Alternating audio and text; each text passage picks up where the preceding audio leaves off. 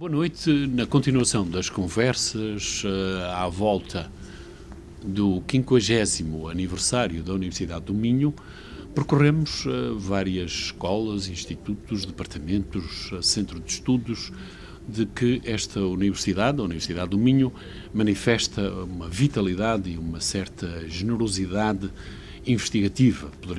Poderei eu dizê-lo desta forma e deste meio, e deste modo, e desta maneira. Hoje, ligada também ao Instituto de Ciências Sociais e àquilo que é o Centro de Estudos de Comunicação e Sociedade, temos uma investigadora com muito gosto pessoal, cá, a conversar para todos e todas aquelas e aqueles que nos escutam, Ana Cristina Pereira, também Kitty Furtado, não é nom de plume, mas nem petit nom, nem questões deste género. Há uma afetividade, provavelmente, ligado a este seu segundo nome reconhecido. Provavelmente assinará textos, ensaios de investigação com esta toponímia, passa a minha expressão. De qualquer das maneiras, tem trabalho abundante naquilo que, em traços largos, poderei designar, conjuntamente com a professora também do Instituto de Ciências Sociais, a professora Rosa Cabecinhas, vários projetos englobantes que iremos falar já a seguir. No entanto, a atualidade política, social, cultural, religiosa, o que quisermos, tem nos últimos anos, 10, 15 em Portugal, no que ao Portugal diz respeito, a questão da racismo, da racialidade ou a abordagem da reparação ou não, como é que a nossa memória coletiva é confrontada com volta e meia com estes debates, com estas análises, com estes tipos de, não são provocações, mas são realidades que fazem parte de um património histórico, neste caso de Portugal e dos portugueses. Não podemos apagar a nossa história, como é óbvio. O nosso percurso neste mundo ocidental judaico-cristão teve, de determinado modo, também naquilo que foi a expansão a partir do século XV, de qualquer das formas, até o século XVIII, connosco, aquilo que foi da Costa do Ouro, ou da costa do Golfo da Guiné, para a Bahia, um dos mais importantes, ou mais conhecidos, talvez tenebrosos, esclavagistas ou negreiros, era um Francisco Félix Noronha, penso eu, que construiu um império que deu origem até a alguma literatura, Bruce Chatwin com o vice-rei da Judá e até o Rei Verde, um filme de Werner Herzog. De qualquer das formas, obrigado Ana Cristina Pereira, Kitty Furtado. Como é que lhes surge esta apetência e este gosto por estes temas que iremos procurar desenvolvê-los ao longo desta nossa conversa? Muito obrigada e boa noite a todas as pessoas que nos ouvem. Obrigada pelo convite para estar aqui na RUM. É com muito gosto que aqui estou e começo por saudar o início desta conversa. Eu não estava à espera, mas o facto de começar pelas reparações históricas significa que, de facto, uma coisa na qual eu tenho insistido bastante, que é na diluição de fronteiras entre a academia e a esfera pública, de alguma forma, pelo menos naquilo que me diz respeito, ou na forma como eu sou entendida, como eu sou percebida, tem surtido os seus efeitos. Porque, na realidade, na academia propriamente dita, no meu trabalho de investigação propriamente dito, eu nunca trabalhei sobre reparações. Eu trabalho sobre reparações e tenho muito gosto nisso e falarei sobre isso, mas é um bocadinho fora da academia. Eu chego às reparações pela minha via artística e pela minha via ativista. E depois é que faço a junção disso com a academia. Nos estudos de memória, nos estudos sobre representações sociais, sobre identidade, etc. E é muito curioso que, apesar de, pronto, eu estou aqui enquanto investigadora do sexo, mas a conversa começa por aí. E eu agradeço também por isso. Sobre as reparações, o que é... A mim os parentes não me caem na lama por causa desse tempo. E é uma das questões que a memória é qualquer coisa que me é muito caro. Não me provoca urticária, nem um pouco mais nem menos. As pessoas têm sempre aquela escapatória. E isso foi lá tão longe, eu não tenho qualquer tipo de... Eu não estava, não vi, não assisti, não fui responsável, não fiz decretos, não pensei. Sim, mas de qualquer forma qualquer das herdeiro formas, não fui responsável pela primeira leva de escravos a chegar a Lagos, nem ao Faro. Portanto, isso resolvam. Se não resolveram, tivessem não resolvido. Portanto, mas, de qualquer das formas, muitas vezes também nós temos a tendência para nos orgulhar de um passado mítico. Lá vão 500 anos dos Lusíadas ou de Camões, e estas coisas às vezes provocam desconforto, mas eu queria, isto é um pequeno preâmbulo para como é que a academia, sendo burocrática, pesada, lenta, porque o é, independentemente de ser do mundo anglo-saxónico, como é que se criam fissuras para... Por exemplo, disse-me, off record, isto é um segredo do Polichinelo, a questão da escola de Birmingham, como é que a importância desta escola para os estudos culturais, para a afirmação até da abordagem. Nós sabemos que Frantz Fanon esteve ligado a estas questões, mas é sempre visto e lido e olhado. Chinua Achebe, por exemplo, na literatura, é um grande escritor, mas não passa... muitas vezes de umas fronteiras assim um bocadinho estanques.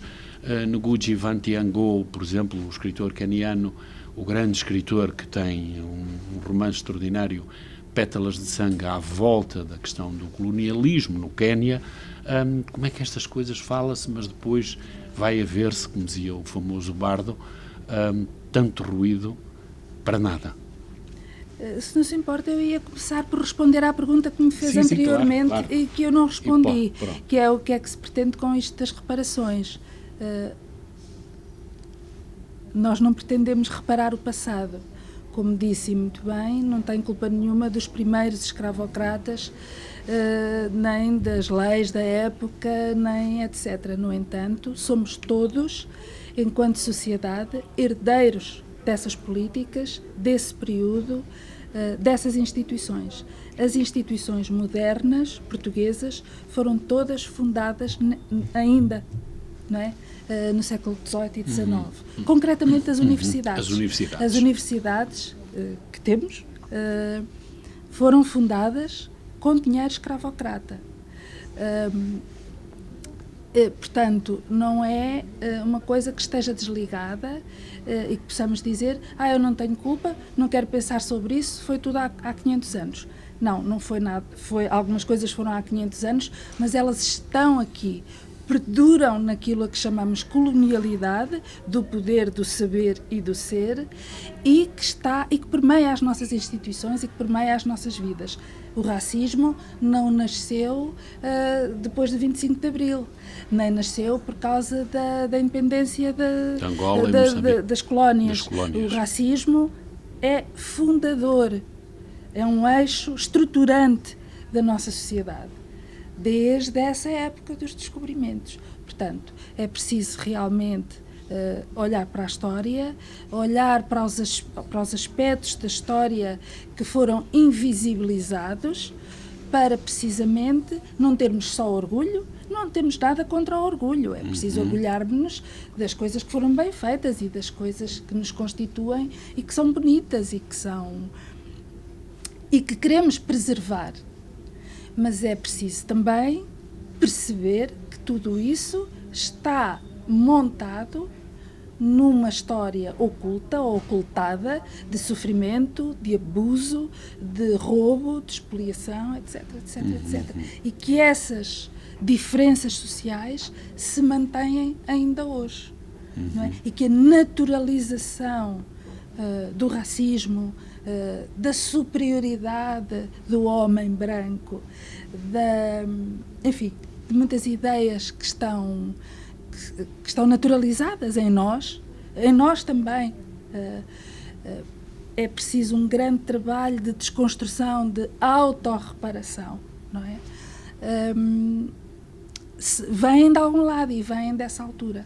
Eu lembro-me de um livro de um francês relativamente famoso a seu tempo, que andou lá para aquelas digressões à volta da nova filosofia, um tal de Pascal Bruckner, onde ele tem um livro muito também conhecido nessa área, que fez o seu percurso que é a culpa do homem branco. Mas, por aquilo que eu me lembro, ocorreu-me agora esta citação, a minha memória está um bocado esbatida, mas, no fundo, a tese dele era um bocadinho esta. O homem branco, de que eu agora, passados 30 anos da sua leitura, ou 20 anos, mais ou menos isto, o homem branco sabe da sua culpa.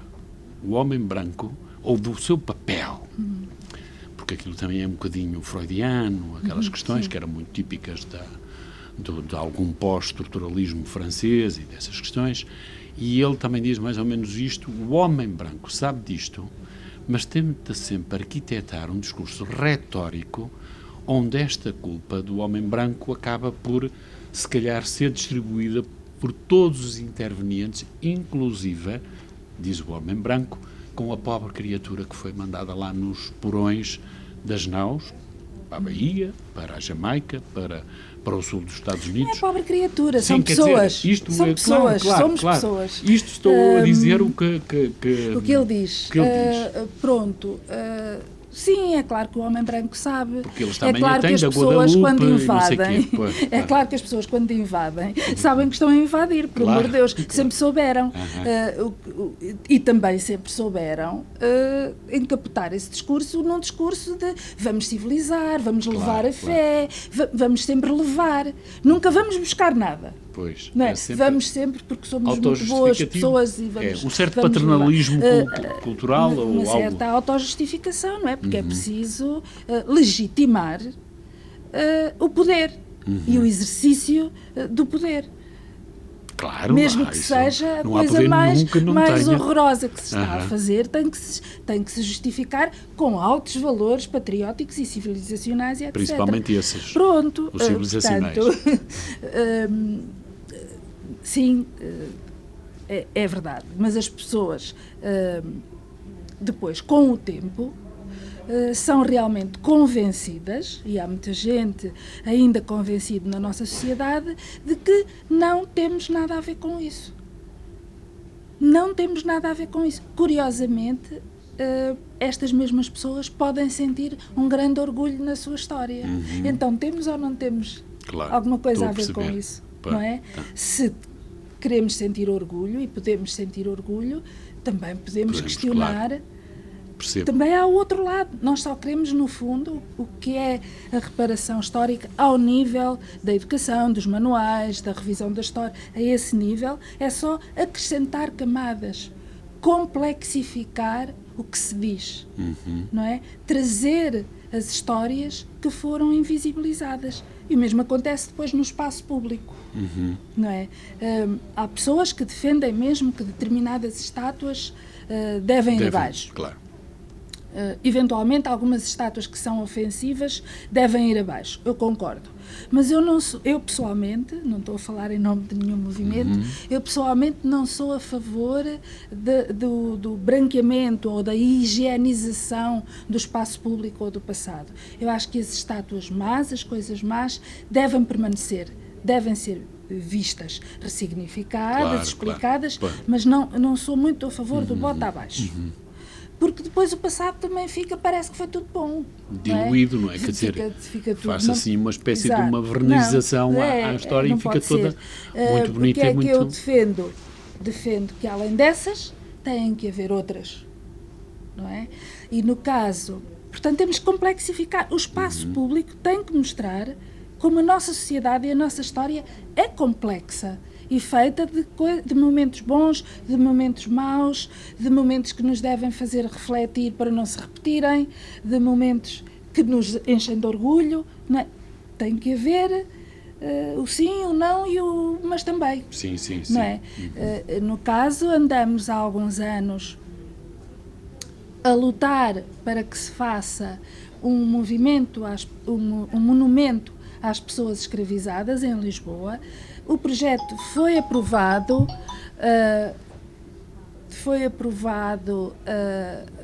em Lisboa, no orçamento participativo da Câmara Municipal, em 2017, E ainda não há monumento. Não há.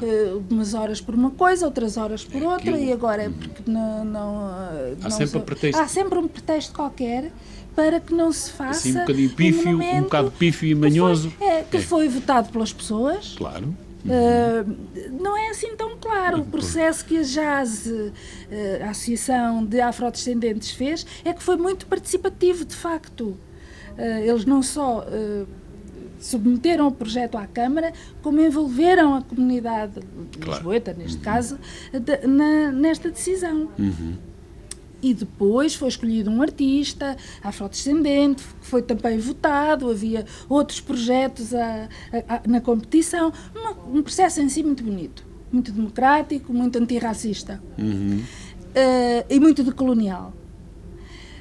Não sei que comissão é que estas coisas lhes fazem aos senhores poderosos. A verdade é que estamos até hoje à espera do memorial às pessoas escravizadas. É uma vergonha. Eu já lhe vou introduzir agora um tema que é mais ou menos o seguinte, ainda dentro desta questão, que é a questão colonial europeia. Muitas vezes, aquilo que os europeus fizeram, não é? Há um exemplo que é paradigmático, ou um que se subdivide. O francês e a questão da Argélia, que nunca se resolveu até hoje. Não há qualquer tipo, isto é a minha pobre perspectiva, ou leitura, interpretação do que se passa entre os dois lados do Mediterrâneo. Há ali sempre uma mecha prestes a incendiar. Basta passar na banlieue e ver nos subúrbios de Paris, Saint-Denis e outros locais assim do género, ou Marselha até, que se vê que nitidamente, independentemente de todas as questões, todo o discurso, todas as análises, é um problema, é uma realidade, não é um problema, é uma questão viva, atuante, não se resolve. Dá-me a sensação que há uma situação muito parecida com esta, mais soft, mais suave, a nossa, nomeadamente Angola, com os outros, todos à volta, uns mais indiferentes, Cabo Verde, pronto, Moçambique pode ser pressa minha, Guiné-Bissau é o parente pobre da família, como costuma dizer, quando aparece é só para criar alguns sobressaltos aqui em Lisboa e nas autoridades portuguesas. É a impressão que eu tenho. Porque depois, normalmente, o que é que se socorre? Socorrem sempre muito do colonialismo anglo-inglês, ou anglo-saxónico. As Caraíbas, aquilo que foi a escravatura também nos Estados Unidos, que tem a ver com essa questão anglo-saxónica, que é muito violenta nos Estados Unidos, como é fácil de perceber, mas essa questão, a propósito dos estudos em Birmingham, Jamaica, St. Kitts e todas as outras, Barbados e Bermuda e tudo o que quisermos, a sensação que se tem é algo que está tudo uma paz podre no reino da Dinamarca. Toda a gente, porque eles, Trinidade e Tobago até têm um prémio Nobel da literatura, o outro também, também teve um escritor que escreveu o famoso romance Texaco, que agora Patrick Chemezot, assim, qualquer coisa, também recebeu o prémio Nobel da literatura. Como é que ficamos nós no meio, esta questão, como é que é abordada? Porque depois, rapidamente, nós entramos naquilo que é a atualidade, o Norte e o Sul global. Agora muito debatido, muito escrito em tudo quanto é ensaio, e basta olhar para alguns ensaístas, pensadores que escrevem sobre estas questões, e isto é muito marcado, não? Por mais que se tente a intoxicação, a publicidade via meios de comunicação social, o que se percebe, por exemplo, na Brandoa, na Amadora, em Chelas, quer dizer, estas coisas estão sempre muito, e no Porto, mas nomeadamente na grande cidade de Lisboa, as coisas são mesmo muito vivas, nota-se, percebe-se, sente-se isto e arregimenta as pessoas, quer de um lado, quer do outro. Pois eu não sei se percebo muito bem o que é que me pede que comente. Eu sobre França sei muito pouco, sobre os outros colonialismos sei relativamente pouco. Como é que nós nos enquadramos aqui? devo dizer que fiz um doutoramento em estudos culturais aqui na Universidade do Minho, no SEX, onde ainda hoje trabalho. Eu digo a França com a Argélia porque o Frantz Fanon escreve baseado a partir da... Sim. E esses estudos culturais dos quais sou herdeira, inicialmente, são os da Escola de Birmingham, de facto. Portanto, eu agora nem me lembro de nenhum, com todos os intelectuais dessa escola, que são, de facto, muito originários das Caraíbas. Das Caraíbas, pois é. E que tem depois uma extensão para os estudos pós-coloniais, claro, mais ligados à Índia. Portanto, sempre o Império... Porque vem sempre a Índia e o Paquistão. Mas neste caso a Gayatri Spivak e os seus eram indianos. No entanto, o que é que fez a minha cabeça muito também, já posteriormente, aquilo a que se chamou o giro decolonial, que são os intelectuais da América Latina, no fundo, todos eles nos Estados Unidos, pois é, essa é que é que vão fazer uma crítica precisamente a estes estudos culturais, para dizer que são justamente o que acabou de dizer, são muito do norte do mundo, são muito centrados só naquele império, e que há todo um pensamento do sul global que não é considerado e que é muito importante e que tem um grande contributo a dar à crítica cultural, não é? Neste sentido de cultura como circulação de poder. E são estes intelectuais que vêm trazer a ideia de colonialidade, e que já aqui referi, a colonialidade do ser, do saber. Este giro do colonial foi muito importante em Portugal, é muito importante para nós, foi muito importante no SES de Coimbra, no Centro de Estudos Sociais de Coimbra, sendo que depois nós também damos um contributo, não é? E hoje em dia estamos numa terceira fase, digamos assim, deste pensamento decolonial, há um contragiro, não é? Há uma espécie de contragiro decolonial que diz que mesmo estes, é o que eu digo, temos que estar sempre a partir pedra dentro de nós próprios, não é? Mesmo estes homens, mesmo este giro decolonial também foi feito por homens brancos a trabalhar no norte global, daí terem tido a credibilidade que tiveram, confortavelmente, etc. E as minhas grandes influências hoje, teóricas como a Silvia Riviera Kuzikanki, entre outras, dizem não há colonialidade. O colonialismo nunca acabou.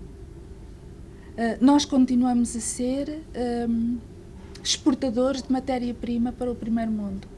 Continuamos a ser fornecedores de mão de obra barata. Continuamos a ser vistos como carne para canhão. Portanto, o que é que mudou? Para o assador. A colonialidade é um eufemismo que não nos convém. É colonialismo. E daí ser preciso descolonizar o mundo. Não sei, eu se calhar me perdi. Mas e este tema ficará por aqui, quer dizer, nós fomos, e até peço um bocadinho, se calhar, alguma cautela, aquilo que eu vou dizer, a interpretação se percebe... Olha, deixe-me interrompê-lo, porque falou aí num nome muito importante que é o Frantz Fanon. Exato. Claro que o Frantz Fanon é um bocadinho o pai de nós todos. Quer se queira, quer não. Quer se queira, quer não, porque nunca mais acabamos de compreender e de perceber a atualidade de Frantz Fanon. Eu queria dizer isto porque até parece que não foi importante para mim. Claro que é. A forma como eu encadeei o meu raciocínio é que pode dar a entender que não, mas claro que é. Porque nós somos assim um bocadinho vítimas e esta parte, porque os outros temas também estão aí a pedir que falemos dele, nomeadamente o cinema negro feito por negros, que é uma coisa um bocadinho virgem para aqueles e aquelas que nos estão a escutar neste momento. Nós, cá em Portugal, e convirá olharmos aqui um bocadinho aqui para o nosso terrunho, foi sempre aquela coisa, um bocadinho a Gilberto Freire, Casa Grande e Senzala.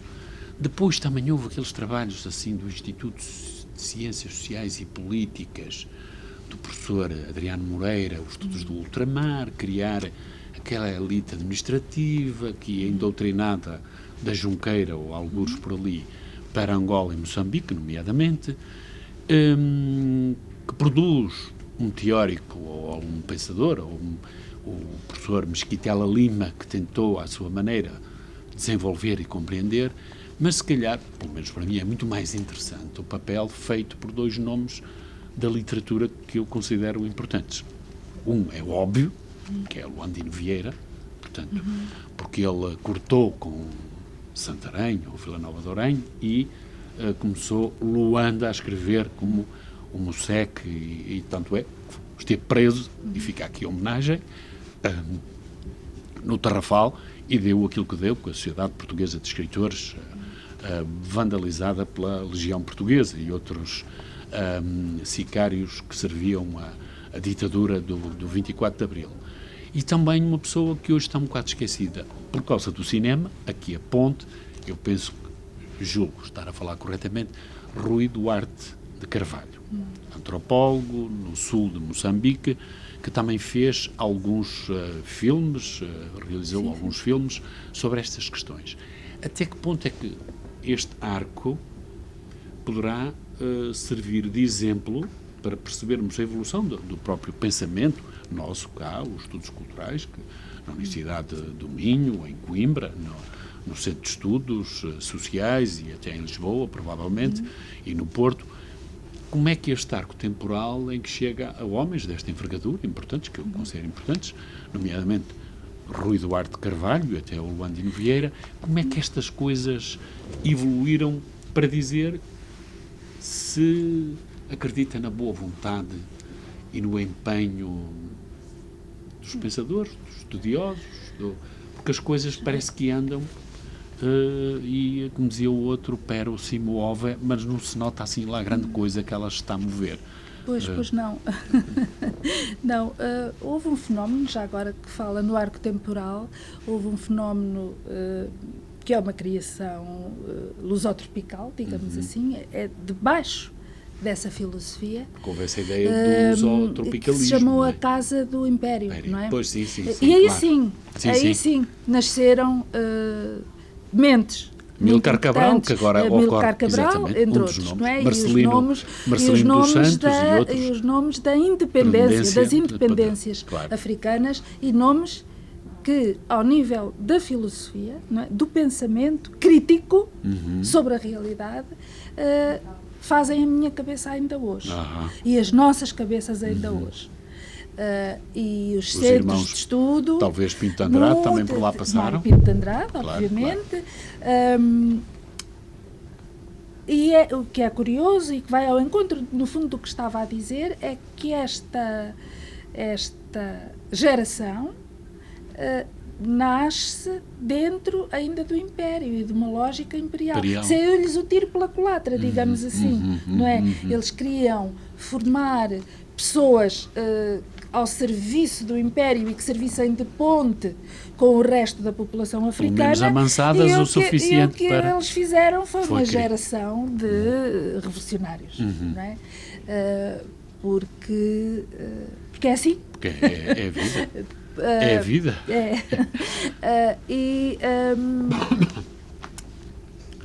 E pronto, e perdi-me, mas é isso, claro que isto anda tudo ligado, mesmo num tempo em que não havia internet e não havia facilidade de comunicação que há hoje, estas pessoas estavam muito através do cinema e da rádio, claro, em contato, e claro, das publicações também, dos livros, dos jornais, etc. Mas o cinema e a rádio tiveram um papel importantíssimo, não é? Estavam em contacto com o que se passava no resto do mundo. e depois com os movimentos pelos direitos civis nos Estados Unidos, com o que se passava também em toda a América Latina, portanto, e ao serviço sempre de encontrar aliados, não é? Quando estava a dizer a Guiné-Bissau, um parente pobre, nestas questões não é. Não foi, não. É muito importante. Pois é. Porque quando a Guiné-Bissau declara a sua independência, unilateralmente, eles já tinham, de repente, o apoio de uma grande parte da comunidade internacional. E quem estava isolado, de repente, era Portugal e o governo português. Têm ideia que, se calhar, a declaração unilateral da independência foi logo a seguir ao 25 de Abril, mas foi em 73, na Medina do Bué, onde foi ela que depois acabou, de uma forma trágica, principalmente para o líder principal, não é? Quer dizer, mas isso são outras. Aqui, para começarmos a falar um bocadinho de cinema, o cinema teve, nesta altura das lutas pelas independências, um papel importantíssimo na transmissão ao nível internacional daquilo que estava a acontecer em África, que era muito diferente daquilo que o governo português queria transmitir. Claro, não é? Fazia passar.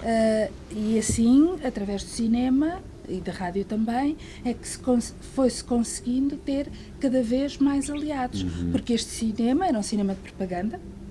Claro. E era um cinema que servia para dizer: estamos a fazer escolas, não estamos a lutar Eram contra... os famosos documentários antes da fita principal. E que mostravam... Do Serviço Nacional Não eram estes, estes são outros. Estes não, estes que eu estou a falar ainda não eram passados assim nos cinemas oficiais. Claro. Não é? Isto é cinema de guerrilha, isto era proibidíssimo. Isto era que passava nos cinemas, nas salas de cinemas cá, antes, atualidades. As atualidades, está tudo bom. Sim. Está tudo bom, como Deus com os anjos. Exatamente. Portanto, uma maravilha. Era um paraíso. Se mostrava sempre as pessoas a dizer adeus quando recebiam as visitas. E eles de farda branca, porque essas questões andavam muito por aí também, não é? Sim, eu percebi mal. Percebi que estava a dizer que estes Estes não passavam, de certeza. Esses não. Esses eu sei perfeitamente que não. Nem pouco mais nem menos. Se calhar há má fila no Cineclube do Porto, ou coisas assim, ou no Cineclube de Guimarães, ou passavam assim a deshoras para aqueles mais empenhados politicamente, porque tinham direito era aquelas recepções de boas festas a quem lá chegava, como estes tais documentários. Já percebi. O António estava a sublinhar o que eu disse primeiro da mensagem do governo português, não é? Que era essa realmente, esses documentários, e que estão foram reeditados há pouco tempo, e toda a gente pode ver. Mas estes filmes não passavam cá, mas passavam na Suécia, em França, passavam nos países democráticos. E eram divulgados Jeune Afrique e outras revistas e outros meios. Foram esses aliados que ajudaram a fazer. Exato. Pronto. Principalmente a Suécia, a Holanda e outros, e até em França. Depois... Bom, disto agora eu ia agora vamos por aí fora, para o cinema, porque nós estávamos habituados o cinema negro e feito por negros. Existia assim alguém... De onde é que vem isto? Olha, de onde é que vem isto? A única coisa que nós sabíamos era que existia um realizador chamado Norman Jewison e um ator muito famoso, Sidney Poitier, portanto, passava assim e depois apareciam como... Mas sobre o cinema negro americano já há pessoas que sabem mais coisas. Pois sabem. Bom, mas como é que foi para mim? Posso contar-lhe o meu percurso? Eu, como já disse, fiz o meu doutoramento no SEX, não é? Defendi em 2019, portanto há pouco tempo. E na altura, quando eu comecei, qual foi o meu estudo? O meu estudo foi um estudo comparativo entre o cinema pós-colonial de ficção português e o cinema pós-colonial de ficção moçambicano. Porquê Moçambique? Porque em Moçambique o cinema, depois da independência, foi uma coisa muito importante, porque não havia televisão e os governos continuaram a achar, estes governos destes jovens países, continuaram a achar que o cinema era uma coisa muito importante para criar a unidade nacional, em primeiro lugar, portanto, um só Moçambique de Rovuma a Maputo. Porque quando se fala de Moçambique é sempre Rui Guerra para lá, Rui Guerra para cá, quando ele fez os filmes praticamente todos no Brasil e, portanto, que é considerado também, ele nasceu em Maputo, Lourenço Marques, mas ele para todos os efeitos está muitos anos no Brasil. Mas foi uma pessoa importante nesta fase. É isso que eu digo, ele foi muito importante nessa fase. Mas não foi o único. O único, claro. Pronto. E eu não estudei exatamente esta fase, embora faça parte, mas o meu foco era o que é que fica dessa fase no cinema de ficção. O meu foco era cinema de ficção hoje. Lá e cá. E eu pretendia fazer um estudo comparativo das representações, das heterorrepresentações. Como é que os portugueses representam os moçambicanos ou os africanos no cinema e como é que os moçambicanos representam os portugueses ou os europeus no cinema deles. E fiz este estudo cá e lá, e fiz grupos focais, e cheguei a algumas conclusões um bocadinho perturbadoras, como seja, por exemplo, para já um desconhecimento mútuo muito grande, e depois um certo desprezo, vamos dizer assim, uma certa subvalorização do outro. Por exemplo, tanto os portugueses como os moçambicanos acham que o outro não sabe fazer cinema. Pronto. Nós achamos que em Moçambique sabem lá eles fazer cinema. Está na cara. Está na cara que não sabem fazer cinema. Mas eles também acham o mesmo de nós. Imagino. E não há prémio nenhum que os convença. Claro. E isto, depois, o que isto diz sobre a tal ferida colonial, não é? Que nunca mais se cura. Eu não sei se é só a francesa. Acho que a nossa também nunca mais se cura. Pois era isso que eu estou a dizer. O cineasta, por exemplo, guineense, que é muito conhecido, é um cineasta do... Flora Gomes. Exatamente, fala-se é ele, não é? O Flora Gomes, mas depois aquilo, quer dizer, como veio, é um fogo fato, quer dizer, duas cornetadas mal dadas aí na imprensa e depois... Já chega. Ninguém vai ver um filme do Flora Gomes, não é? Quer dizer, e dos moçambicanos, presumo eu... Também não. A mesma coisa. Portanto, e andámos nisto. Pronto, eu fiz este estudo, defendi a minha tese e continuei a trabalhar com Moçambique, depois num projeto aqui do SEX, que foi o Cultures, que era no fundo, olha, posso dizer que era um bocadinho como a minha tese, mas alargado a todos os âmbitos da cultura, não apenas ao cinema. Portanto, um projeto maior, um projeto com uma equipa de investigadores, não com uma... E tive muito gosto também na altura em fazer parte desse projeto. Nesta altura, começo-me a perceber que há um fenómeno em Portugal que eu desconhecia e que também era relativamente recente na altura. Era novo. Que é o aparecimento de uma geração de cineastas portugueses ou afrodescendentes ou imigrantes, mas no caso de serem imigrantes, já em Portugal estabelecidos.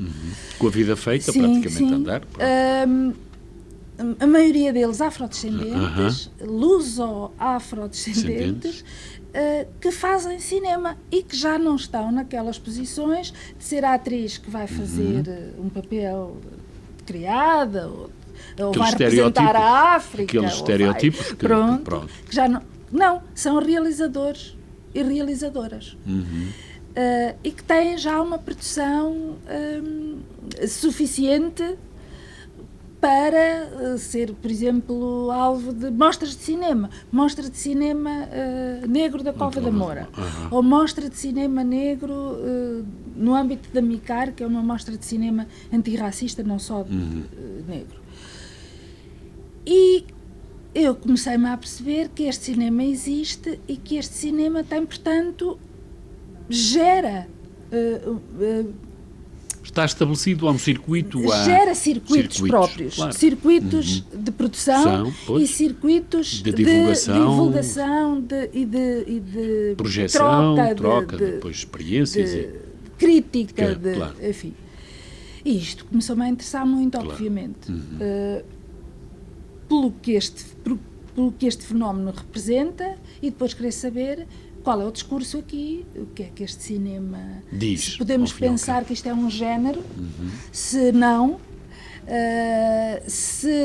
de que forma é que isto se liga com os tais ativismos que tanto me interessam, ou não.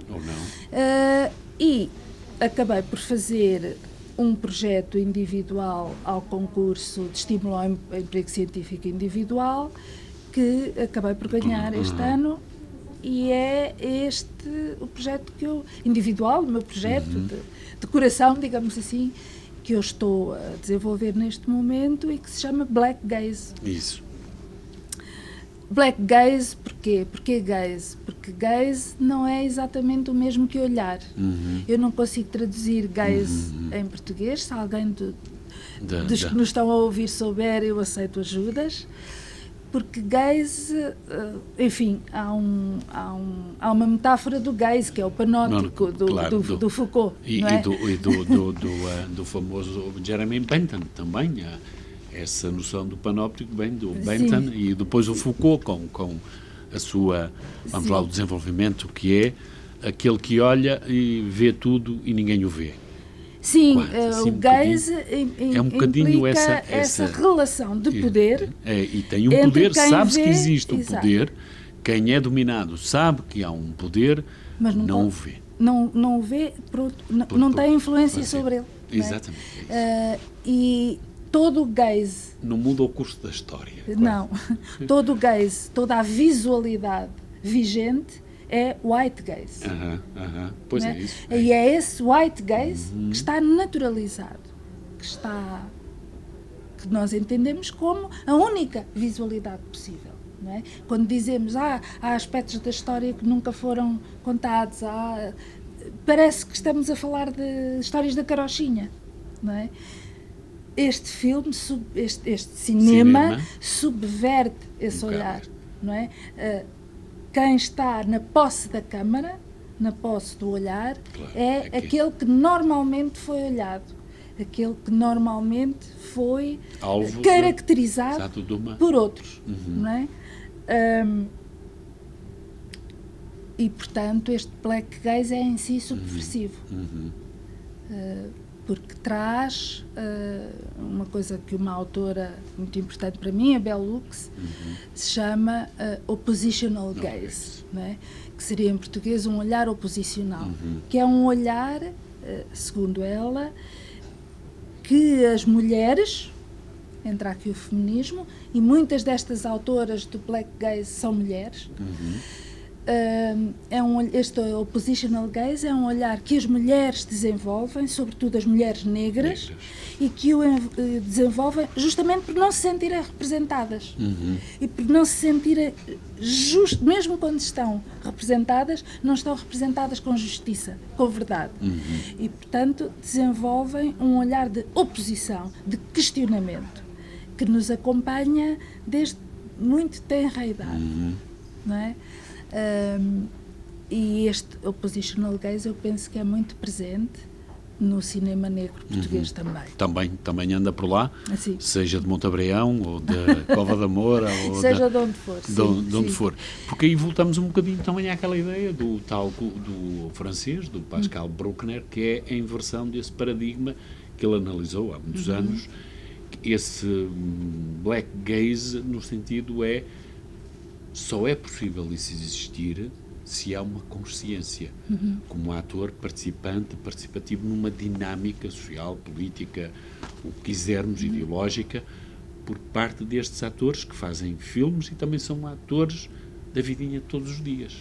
Claro. Como é que esta, se quisermos, articulação ou dicotomia se pode harmonizar e refletir depois naquilo que é o empenhamento cívico deles e delas nisto, e passa muito por aí também. Passa, e repara, isso que diz, está sempre estamos sempre todos a fazer história, não é? E estamos sempre todos a ser atravessados pela história. Não há, isto já sabemos desde o século XIX, mas esquecemos com frequência, não há um mundo da arte, ou um mundo do cinema, ou um mundo da academia, fora do mundo. Não, são parte da realidade, somos sempre parte da realidade.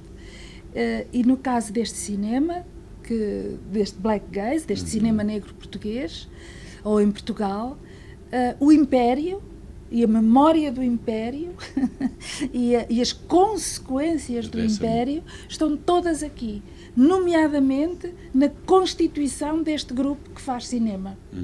Eu chamo-lhe deixe-me só concluir, eu chamo-lhe uma contrasfera pública transnacional, porque ela é composta por pessoas portuguesas, brasileiras, moçambicanas, angolanas, cabo-verdianas, guineenses e são tomenses.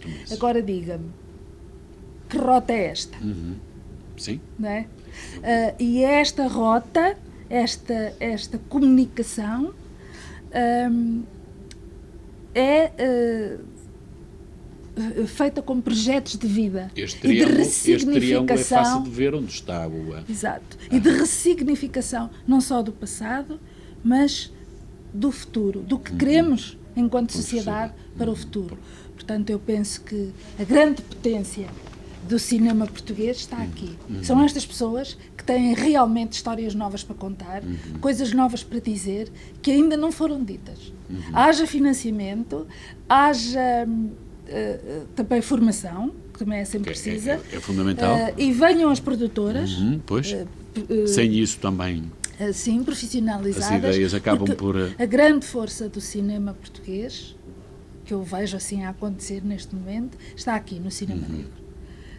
É uma potência incrível de histórias do passado, do presente, para um outro futuro. Aquilo não é a provocação da hora, nem pouco mais nem menos. Esta gente tem cultura cinéfila, sabem? Sim. Tem cultura histórica, tem cultura política.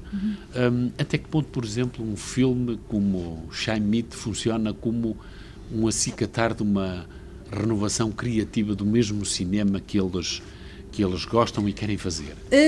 O Schmidt seria sempre um filme que serve, como serve sempre às novas gerações, tudo o que queremos negar. Não é? Partimos de... E afirmamos-nos por oposição. Não há diferença nenhuma aqui nesse aspecto. Nós afirmamos-nos por oposição aos nossos mais velhos. É assim. Só há uma diferença significativa, a meu ver, no cinema negro português e nas produções que vêm de minorias, que é o facto de nós precisarmos de nos validar nas costas dos nossos ancestrais. Portanto, ao contrário do que acontece na sociedade maioritária, vamos lhe chamar assim, que os miúdos de 14 anos já têm hoje a solução para o mundo, que é completamente ao contrário do que os pais fizeram, não é? Pronto. Nos grupos minoritários isto não acontece tanto, porque dependem, para a sua existência enquanto grupo, não é? De figuras, buscar uma simbologia. Uma tal tradição que foi apagada. Que é isso. Portanto, se estamos a lutar contra a sociedade maioritária, vamos buscar esta nossa tradição que foi apagada. Nesse sentido, é menos contra os mais velhos. Pois é, a figura do mais velho, não há uma fechar gavetas, colocá-los lá a bom recado. Mas, se forem, precisam de ser os nossos mais velhos. Precisa de haver essa certeza. Essa certeza. É? Estamos a chegar ao final da nossa conversa. Fale-nos um pouco dos seus projetos, aquilo que a anima, o que está empenhada.